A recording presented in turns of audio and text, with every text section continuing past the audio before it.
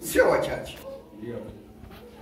Lakini ninao ujasiri wa kueleza kwa sababu Yesu mwenyewe alieleza. Kama Yesu asingeeleza, labda na mimi ningeogopa. Huwa na sita kueleza kitu ambacho Yesu hakukieleza. Lakini swala la unabii wa uongo Yesu alilieleza. Mathayo 24, twende pale. Mathayo 24 mstari wa 11. Mstari wa 11 Yesu alisema manabii wengi wa uongo watatokea. Lakini alilisema kwa sababu gani? Walimuuliza swali. Wanafunzi walimuuliza swali aweze kuwaeleza nini dalili ya kurudi kwako na ya mwisho wa dunia. Kwa hiyo moja ya dalili akaieleza kwenye mstari wa 11. Hebu anza ule mstari ni mstari wa 3. Anza Mathayo 24 mstari wa 3 alafu uruke uende wa 11. Hata alipokuwa ameketi katika mlima wa Mzeituni, wanafunzi wake wakamwendea kwa faragha wakisema, tuambie, mambo haya yatakuwa lini? Tuambie Bwana Yesu, haya mambo yatakuwa lini? Nayo ni nini dalili ya kuja kwako? Nini dalili ya kuja kwako? Na ya mwisho wa dunia? Na ya mwisho wa dunia. Umeona hiyo?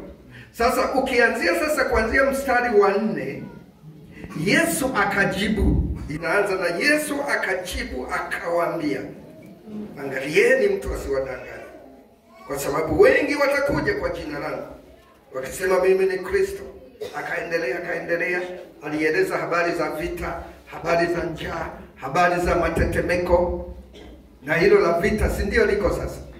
Hata mnakumbuka salamu zangu za mwaka mpya, nilieleza kwamba vita vitaendelea na vimeibuka kwa nguvu sana kule Kongo, kule Sudani, kule Ethiopia, na wapi? Ukraine ndio kwenyewe, Gaza kule Mashariki ya Kati. Lakini Waarabu nao wanauana wao kwa wao maeneo mbalimbali. Lakini hapo Kongo ni hatari kubwa sana. Hatari kubwa sana. Kwa hiyo ni vita. Sasa Yesu alieleza habari za vita, habari za njaa, habari za nini, lakini jambo sasa alilolieleza mstari wa 11 sasa. Soma pale tena. Na manabii wengi wa uongo watatokea. Wengi wachache? Wengi. Anza tena. Na manabii wengi wa uongo watatokea na kudanganya wengi. Ndio. Na kwa sababu ya kuongezeka kwa maasi, upendo wa wengi utapoa. Kwa hiyo Yesu alipokuwa anajibu swali ambalo tumelisoma kwenye mstari wa 3 kwamba Bwana Yesu, nini dalili ya kurudi kwako? Hebu sema Yesu anarudi. Yesu anarudi. Sema mwisho wa dunia umekaribia. Mwisho wa dunia umekaribia. Kwa hiyo walimbananisha Yesu awaeleze, Bwana Yesu utarudi lini? Bwana Yesu, nini dalili ya mwisho wa dunia? Ndiye akaeleza haya yote, lakini nasimama na huo mstari wa 11 na wa 12. Kwamba manabii wengi wa uongo. Kwa hiyo tayari inatupa picha kwamba kuna manabii wa aina hizi mbili. Lakini katika manabii hao aina mbili, wa uongo na wa kweli, wa uongo ni wengi kuliko wale wa kweli. Nisaidie kumhubiri jirani yako.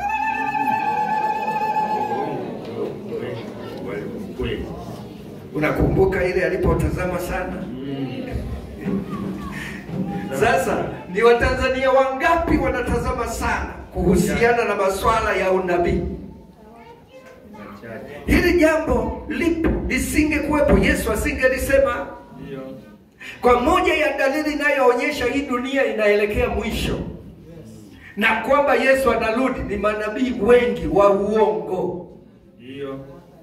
Na iko hivi, katika jambo linalofanya makanisa yanakuwa makubwa, hata haya makanisa ya manabii, nazungumza tena sio Tanzania tu, ni kama dunia yote. Makanisa ya manabii yako kwa mitazamo miwili. Kuna manabii ambao wameegemea kwenye kutabiri tu. Tena hata ukimtazama hajui hata kuhubiri. Mimi nikuulize, fuatilia, chunguza. Umewahi kusikia huyo nabii huyo unayemwamini? Umewahi kusikia akihubiri? Umewahi kusikia ujumbe wake? Ni kutabiri tu. Anatoa wapi utabiri ambao hauna msingi wa neno la Mungu?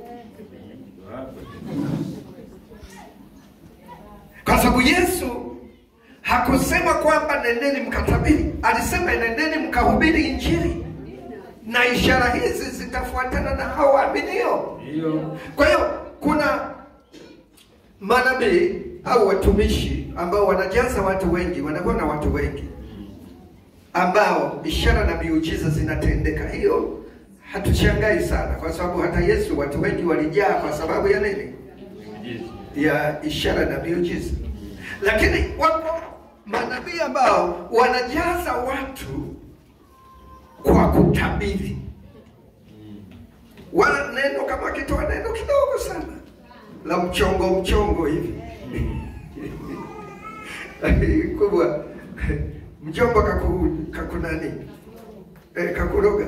Unajua zamani ilikuwa haya mambo ya kuchonganisha familia yalikuwa yanafanywa na waganga wa kienyeji. Sasa hivi yanafanywa na manabii. Mimi nina takribani ya miaka 30 sasa tangu nianze kuhubiri. Hivyo vitu vinaongezeka sana katika siku hizi za leo. Vinaongezeka sana. Kabisa unakuta mtu hana ujumbe wowote ila anatabiri. Sasa utabiri ule nilijaribu kufafanua kidogo hata juzi, nikaeleza baadhi. Kuna mbinu nyingi. Sema mbinu. Unajua Injili, kwa nini Injili iweke mbinu? Mbinu moja ya mbinu ni mitandao. Ni pale yule mteja anapokuja, anafikia reception pale, wanakuwepo 2 watatu, anajaza fomu. Lakini anapojaza fomu wanamhoji maswali, na wanapomhoji maswali anajieleza, lakini inakuwepo either simu au kifaa fulani cha mawasiliano ambacho kinapeleka sauti wapi? Kule. Wanagaramika. Wanakuwa gharama. Si hapo lengo ni kupata pesa. Kwa hiyo anapata taarifa zote kutoka pale reception, na wanakuwa wameelekezwa kumuuliza maswali fulani, ambao maswali hayo yatakuja sasa yule nabii anayeleta kama unabii. Sema mchongo. Mungu tusaidie. Dunia hii ya leo. Dunia hii. Unabii wa siku za mwisho. Sema unabii wa siku za mwisho. Unabii wa siku za mwisho. Sema unabii wa kurudi kwa Yesu. Unabii wa kurudi kwa Yesu. Kwa hiyo zile taarifa kule anazipata. Lakini sasa atakapokwenda sasa kule tayari yani anasema Mungu ameniambia. Anatikisa na kichwa. Nimekuona. Mungu amenionyesha.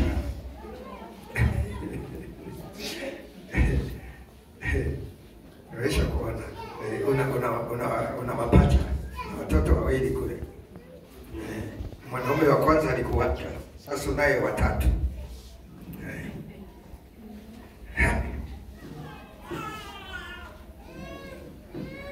Inatokea hivyo, sio mara moja, ni mara nyingi. Sasa mbinu ni nyingi. Wengine wanatumia hiyo, lakini wengine wanakuwa na vijana kama yule wa Kenya. Sitaki kutaja majina ya watu. Lakini kule Kenya ilikuwa kanisa kubwa, lina maelfu ya watu. Sasa pale alikuwa na vijana wake wengi zaidi ya 10.